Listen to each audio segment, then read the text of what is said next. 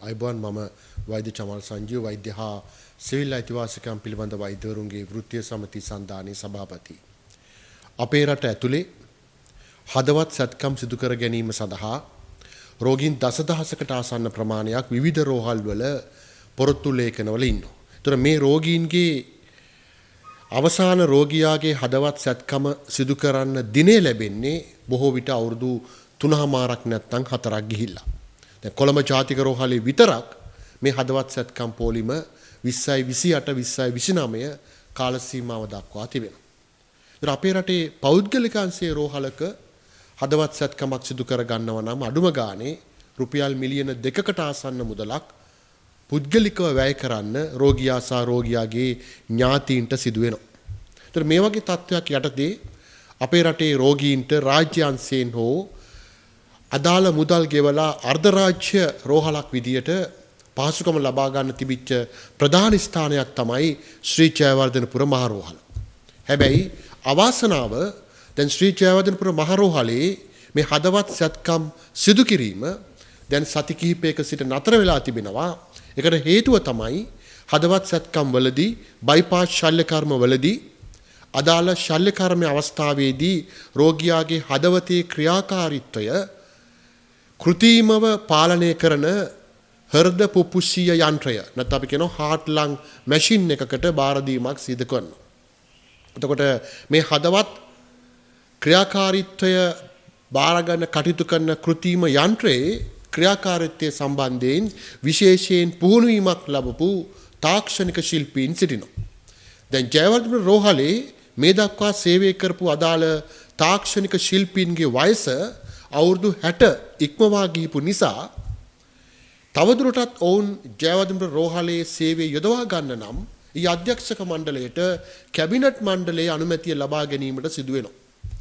දැන්ටමත් ලැබෙන තොරතුරු අනුව මෙම වයස අවුරුදු 60 ඉක්ම වූ අදාළ තාක්ෂණික ශිල්පීන්ට මීට පෙරත් යම් සේවා දිගුවක් ලබා දීපු නිසා මෙවර කැබිනට් මණ්ඩලයේ අනුමැතිය ලැබෙන තුරු බලා සිටවන්න දැන් අධ්‍යක්ෂක මණ්ඩලයට සිදු වෙලා තිබෙනවා. ඒතර මේ හේතුව මත ජයවර්ධනපුර රෝහලේ සේවය කරන හෘද ශල්‍ය විශේෂඥ වෛද්‍යවරු తాවකාලිකව මේ වගේ හදවත් සැත්කම් සිදු කිරීම අත්හිටු බව තමයි රෝගීන්ගෙන් ලැබෙන පැමිණිලිවල සඳහන් වෙන්නේ.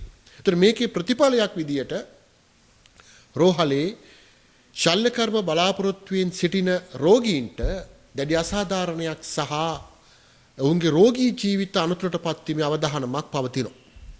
රෝහල තුල දැනට අදාළ හෘද පුපුෂීය යන්ත්‍රය ක්‍රියාත්මක වීම සම්බන්ධව අධ්‍යක්ීම් සහිත තවත් තාක්ෂණික ශිල්පීන් කීප දෙනෙකු සේවය කළත් අර පෙර සඳහන් කරපු ජ්‍යෙෂ්ඨ තාක්ෂණික ශිල්පීන් තරම් ඔවුන්ගේ පළපුරුද්ද තරම් අධ්‍යක්ීම් ප්‍රමාණය සම්බන්ධව මේ රෝහලේ වෛද්‍ය කාර්ය මණ්ඩලය තවමත් ඒ සම්බන්ධව ස්ථීර වශයෙන් ඔවුන් සමග එකතු වෙලා මේ ශල්‍ය කර්ම සිදු කරන්න පුළුවන්ද කියන කරුණ සම්බන්ධව යම් ගැටලුවක් නිර්මාණය වීම නිසා තමයි මේ විදිහට හදවත් සැත්කම් සිදු කිරීම දැන් ප්‍රමාද වෙලා තිබේ.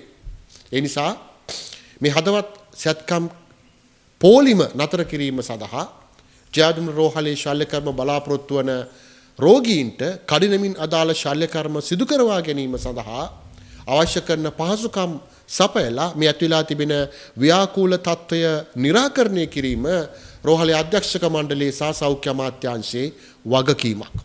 ඒ වගේම තමයි අපි දන්නවා දැන් ජයවර්ධනපුර රෝහලේ ස්නායු ශල්‍ය කර්ම සිදු කිරීම වසරක පමණ කාල සීමාවක සිට ආසන්න වශයෙන් නතර වෙලා තිබෙනවා. ඒ තමයි රෝහලේ ස්නායු ශල්‍ය විශේෂඥ වෛද්‍යවරියක සම්බන්ධව මතුවෙච්ච අධිකරණමය කටයුත්ත පාදක කරගෙන ඒ හිටපු අනෙකුත් ස්නායු ශල්‍ය විශේෂඥ වෛද්‍යවරයාත් සේවයෙන් ඉවත් වීමත් සමග.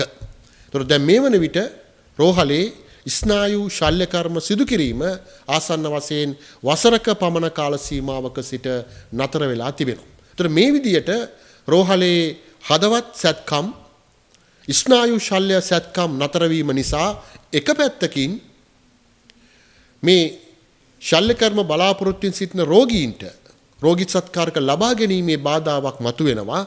අනෙක් පැත්තෙන් මේ රෝහල කියන්නේ මහ ජනතාවගේ මුදල් වලින් යැපෙන රෝහලක් වෙන නිසා මේ ඇති වෙලා තිබෙන තත්ත්වය රෝහලේ කටයුතු පවත්වාගෙන යාමේදී ආර්ථිකමය වශයෙන් පවා අර්බුදයකට හේතුවක් වෙන්න පුළුවන්. ඒ නිසා මේ රෝහලේ හදවත් සැත්කම් පෝලිම දිගුවීම වළක්වා ගන්න මේ ඇති වෙලා තිබෙන හදවත් සැත්කම් සිදු නොකිරීම සම්බන්ධ ගැටලුව निराකරණය කරන්න ඒ වගේම තමයි කඩිනමින් රෝහලේ නතර වී ඇති ස්නායු ශල්‍ය කර්ම නැවත ආරම්භ කිරීම සඳහා විධිමත් වැඩපිළිවෙලක් යෙදීම සෞඛ්‍ය අමාත්‍යාංශයේ වගකීම.